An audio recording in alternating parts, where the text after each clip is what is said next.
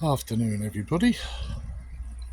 Monday, the 20th of April, and I've just completed fibreglass in my pond.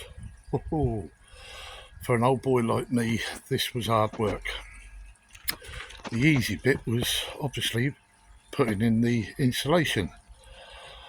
The hard bit was doing the taping and the jointing and making sure the levels are correct, and you'll see in a minute what I've actually done.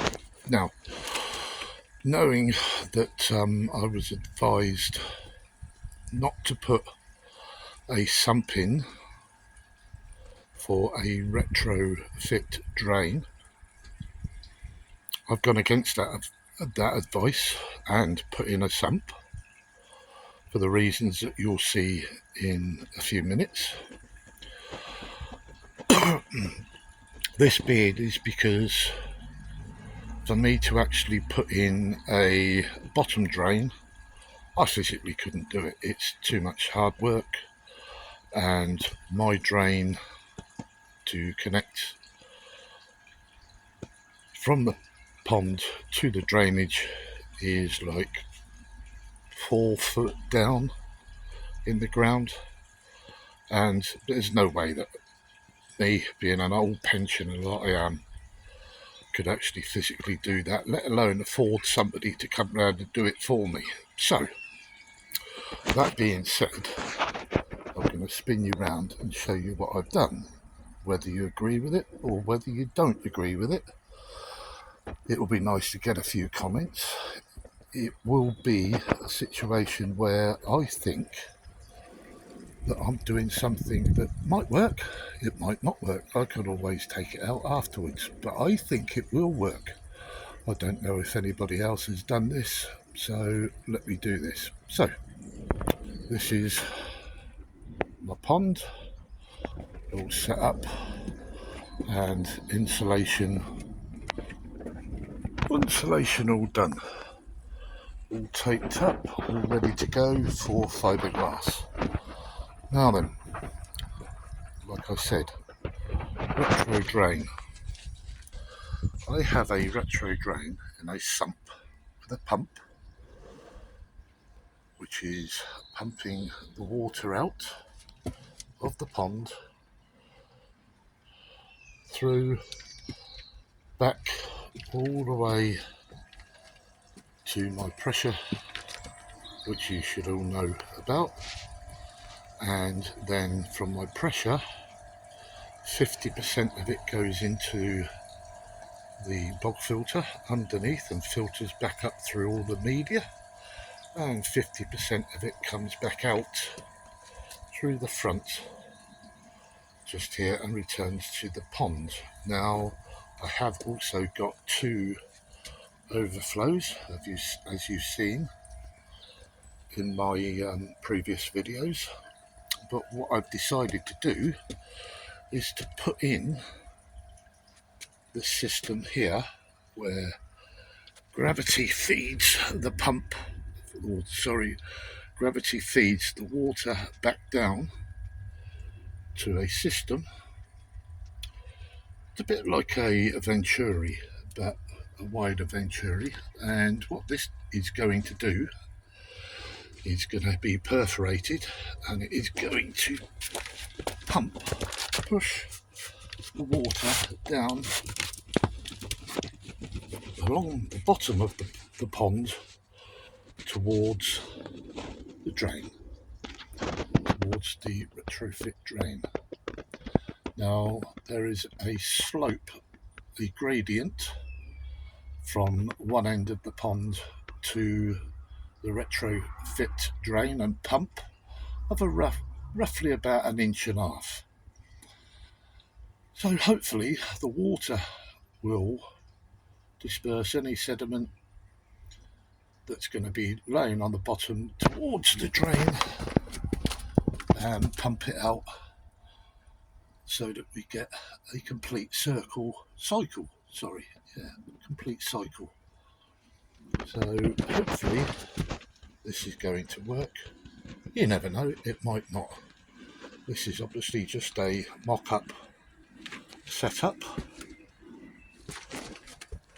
So if anybody else has done this and failed or succeeded, please let me know.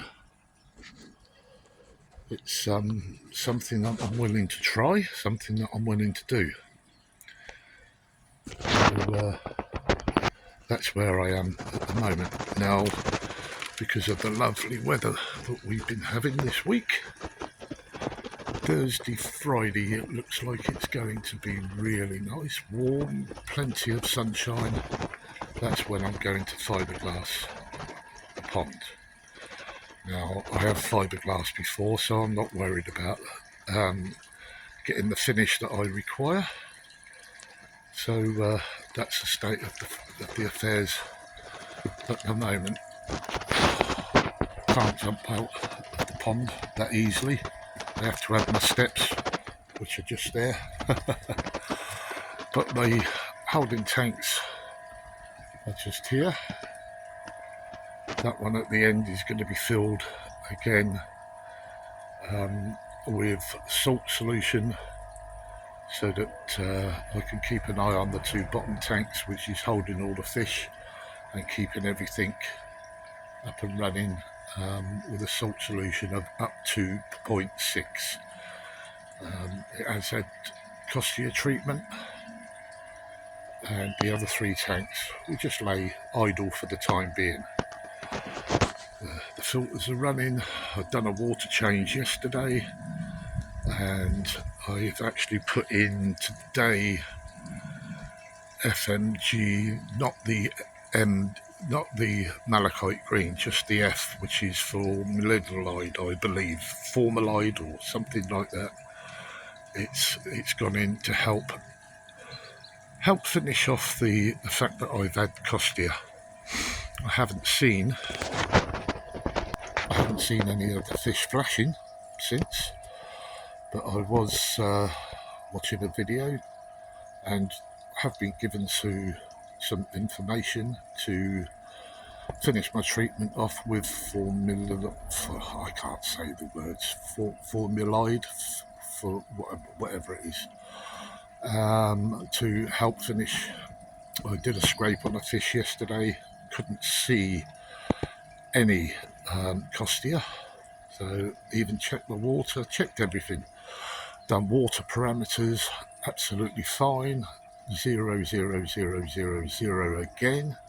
But what I have noticed is the pH. That came out this morning, the pH was 8.2.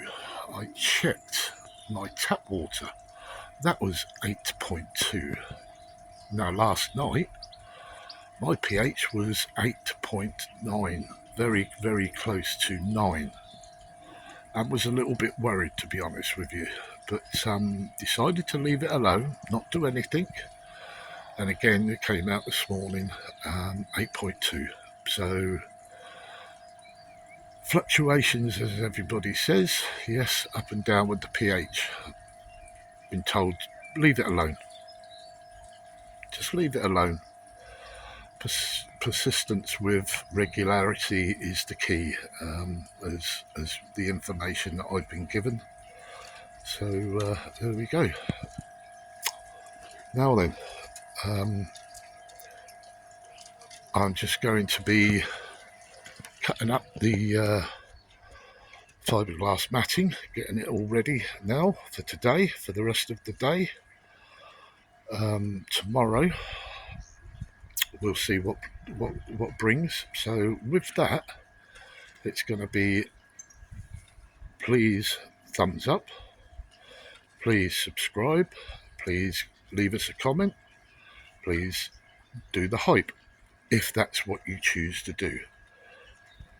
I'm not asking you or demanding that you do it, but it would be nice just so that I know that people are watching my videos and whether it's still worth carrying on once I've completed my fibreglass into my pond. So without further ado, over and out.